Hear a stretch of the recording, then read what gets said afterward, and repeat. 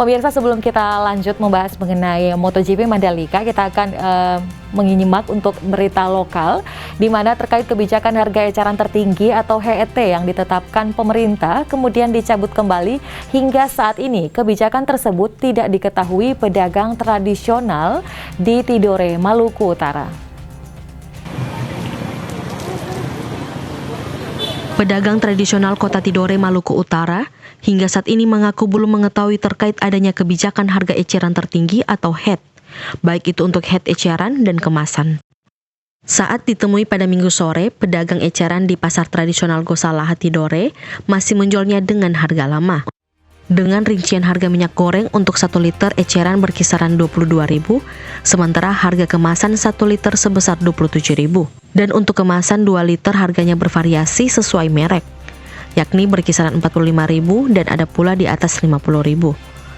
Para pedagang mengaku belum mengetahui kebijakan HET sebab harga minyak yang diambil melalui distributor masih cukup tinggi.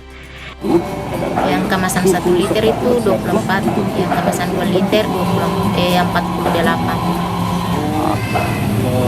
Pemberlakuan HET dari pedagang kecil tidak tahu ya untuk sini. Iya.